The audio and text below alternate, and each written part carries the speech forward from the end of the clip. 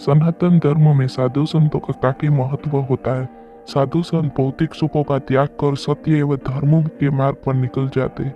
इसके साथ ही उनकी वेशभूषा और खान पान आम लोगों से बिल्कुल अलग होती है। उनको ईश्वर की प्राप्ति का माध्यम माना जाता है। साधु संत आमतौर पर पीला, केसरिया या लाल रंगों के वस्त्र पहनते हैं।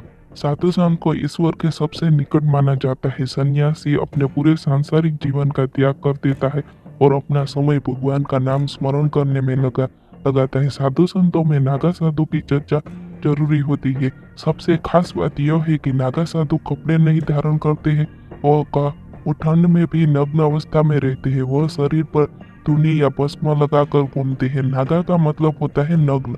नागा सन्यासी पूरा जीवन नग्न अवस्था में ही रहते हैं। वो अपने आप को भगवान का दूत मानते हैं। आइए नागा साधु के बारे में कुछ रहस्यमय बात जानते हैं। नागा साधु की सन्यासी बनने की प्रक्रिया बहुत लंबी और कठिन मानी जाती है। अखाड़ों द्वारा नागा सन्यासी बनाया जाता है और अखाड़े की अपनी मान्यता और परंपरा होती है और उसी के अनुसार उनको दीक्षा दी जाती है। कई अखाड़ों में नागा साधु को पुट्ठों के नाम से भी बुलाया जाता है। अखाड़ों में शामिल होने के बाद उनको गुरु सेवा के साथ सभी छोटे काम करने के लिए दिए जाते हैं। सनातन धर्म में साधु संतों का काफी महत्व होता है। साधु संत भौतिक सुखों का त्याग कर सत्य एवं धर्म के मार्ग पर निकल जाते हैं। इसके साथ ही उनकी वेशभूषा और खान पान आम लोगों से बिल्कुल अलग होती है। उनको ईश्वर की प्राप्ति का माध्यम माना जाता है। साधु संत आमतौर पर पीला, केसरिया या लाल रंगों के वस्त्र पहनते हैं।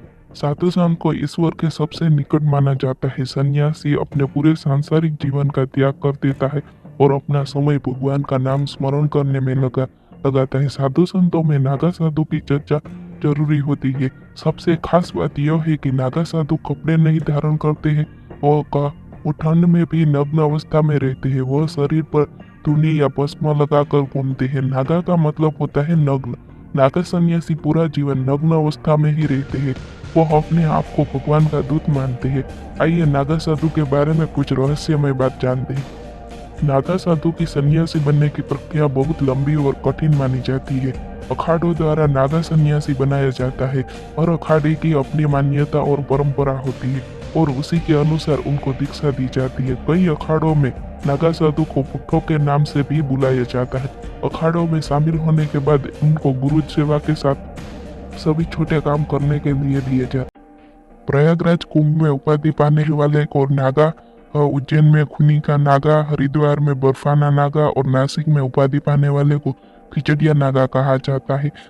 नागा में दीक्षा लेने के बाद साधु को बड़ा कोतवाला, भंडारी, कोठारी, बड़ा कोठार, महंत, कोतवाला, पुजारी और सचिव उनके पद होते हैं। नागा का काम गुरु की सेवा करना, आश्रम का कार्य करना, प्रार्थना, तपस्या और योग करना होता है। जूनागढ़ के भवनाथ में महाशिवरात्रि की रात को शिव जी का बड़ा मेला लगता है। शिवरात्रि के इस मेले में बम बम भोले की आवाज के साथ अनोखा नारा लगाया जाता है। यहाँ हजारों की तादाद में शिवरात्रि के रात को नागा बाबा गिरनार की तलेटी में बने भवनाथ के शिव मंदिर के मुर्गी कुंड में नागा बाबा शाही स्नान करते हैं। शिवरात्रि के इस मेले का मुख्य आकर्षण नागा साधु होते हैं। इस मेले में नागा साधु का आशीर्वाद लेने और देखने आते हैं। इस मेले में यहाँ सेवा के उद्देश्य से पंडाल लगता है और हर रोज लगभग 5 लाख लोग को भोजन और दर्शन करते हैं। मेले में नागा साधु अलग अलग रूप में दिखाई देते हैं। कोई यहाँ आग पर बैठकर तप करता दिखाई देता है तो कोई कोठों का बिस्तर बनाकर उसमें आराम फरमाता दिखाई देता है। कई साधु तो 50 किलो से अधिक भार की रुद्राक्ष की माला पहने दिखाई देते हैं तो कई बालकों ने छोटी उम्र में ही दीक्षा लेकर शिव को हासिल करने का मन बना लिया होता है। यह एक ऐसा मेला है जिसमें नागा साधु के रूप, श्रृंगार और अनोखा तप देखने के लिए दूर दूर से लोग आते हैं। हर अर्धकुंभ और महाकुंभ में नागा साधु अपनी टोलियों में नजर आते हैं। वो अलग ही नजर आते हैं। ये नागा साधु शरीर पर बबूतू लपेटते हुए नाचते गाते और डमरू डबली बजाते अलग ही दिखते। ये अक्सर सवाल उठता है कि कुंभ के दिनों में नागा साधु का रेला दिखाई पड़ता है। आखिर कुंभ खत्म होते ही कहाँ गायब हो जाते, आखिर कहाँ चले जाते हैं ये नागा साधु जो फिर कहीं नहीं दिखते। आखिर ये कहाँ से आते हैं, कैसे इनकी रहस्यमय दुनिया है। माना जाता है कि इन दिनों नागा सन्यासी हिमालय और अन्य पहाड़ों और निर्जन जंगलों की गुफाओं में बैठकर तपस्या में लीन हो जाते। ये आमतौर पर एक गुफा में कुछ साल रहते हैं और फिर दूसरी गुफा में चले जाते। किसी को मालूम नहीं होता कि वो इन दिनों कहाँ और क्या कर रहे हैं। कई बार बहुत से नागा बाबा इन दिनों सन्यासी वस्त्र भी धारण कर गमन करने लगते हैं। वहीं कुछ निवस्त बाबा गुप्त स्थानों में जाकर तपस्या करने लगते हैं। इन दिनों वो जड़ी बूटी और कंदमूल के साथ जंगलों और पहाड़ों पर होने वाली खाने की चीज़ों से अपने पेट भरते हैं। वो घूमते फिरते लेकिन इतने गुप्त तरीके से होता है कि किसी को पता नहीं चलता है। नागा साधु जंगल के रास्तों से ही यात्रा करते हैं। आमतौर पर ये लोग देर रात में चलना शुरू करते हैं। यात्रा के दौरान ये लोग किसी गांव या शहर में नहीं जाते, बल्कि जंगल और वीरान रास्तों में डेरा डालते हैं। रात में ये यात्रा और दिन में जंगल के विश्राम करने के कारण ये किसी को नजर नहीं आता। कुछ नागा साधु झुंड में निकलते हैं तो कुछ अकेले ही यात्रा करते हैं। कई बार ये जिस तरह गुफाओं में बैठते हैं उसमें कई कई दिनों तक भूखे प्यासे भी बैठे रहते हैं। नागा साधु सोने के लिए पलंग, खाट या अन्य किसी साधन का उपयोग नहीं कर सकते। यहाँ तक कि नागा साधु को कृत्रिम पलंग या बिस्तर पर सोने की भी मनाही होती है। नागा साधु केवल जमीन पर ही सोते हैं। यह बहुत ही कठोर नियम है जिसका पालन हर नागा साधु को करना पड़ता है।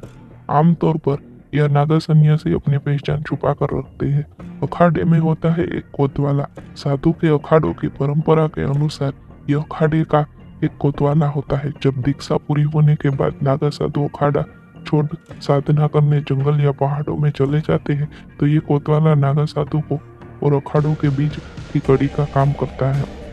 जब कभी कुंभ और अर्धकुंभ जैसे महापर्व होते हैं तो ये नागा साधु कोतवाला की सूचना पर ये वहाँ रहस्यमय तरीके से पहुंच जाता है। हालांकि ये किसी को नहीं मालूम कि उन्हें कैसे यह सूचना मिलती है कि कुंभ कहाँ हो रहा है और कब हो रहा है, लेकिन वो जहाँ कहीं भी होते हैं इस मौके पर जरूर मौजूद दर्ज कराते हैं। ये भी कहा जाता है कि उनके पास कुछ ऐसी रहस्यमय विद्या ताकत होती है जिससे वो अपने साथियों द्वारा भेजे गए संदेश को ग्रहण कर लेते हैं। अखाड़ों के